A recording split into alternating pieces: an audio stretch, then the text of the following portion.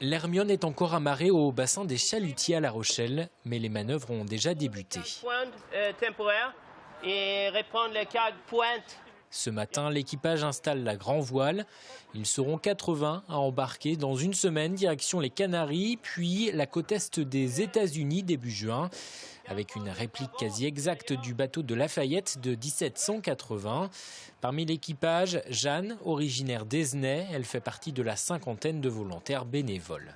J'ai le sentiment d'avoir beaucoup de chance et même un honneur de participer à cette belle aventure et ce grand challenge humain, cette aventure humaine, ce travail d'équipe formidable. Et ouais, voilà. Je pense que quand on va quitter le bassin des Chalutiers la semaine prochaine, il y aura énormément d'émotions, il y aura des larmes.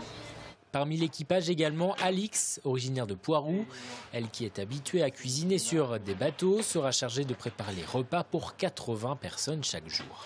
J'ai l'habitude de cuisiner en fonction du temps, par exemple, les trucs quand il y a du gros temps, de la pluie et tout. C'est important que les gens qui sont sur le pont, ils mangent bien, qu'ils soient calés quoi, pour tenir le coup. C'est assez important en mer de bien manger parce que ça permet de pas avoir le mal de mer, par exemple. Avec le départ de l'Hermione, c'est une aventure de près de 20 ans qui aboutit. Déléguée générale de l'association Hermione Lafayette, la chalandaise Maryse Vital a vécu au quotidien cette aventure depuis le début. Je dis de temps en temps que ça pouvait plutôt être une galère qu'une frégate à certains moments. Non, c'est une aventure compliquée, une aventure humaine compliquée, des moments de doute, oui, mais jamais à se dire que ça s'arrêterait. En tout cas pour ma part, même si j'ai pensé parfois me dire il faut vraiment que j'aille faire autre chose, mais c'est un peu un piège parce qu'on veut toujours aller jusqu'au bout et voilà, aujourd'hui on est au bout de quelque chose, mais il y a encore autre chose derrière.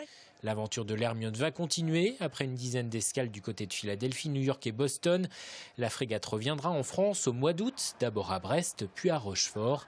L'Hermione devrait ensuite alterner entre navigation et visite à terre.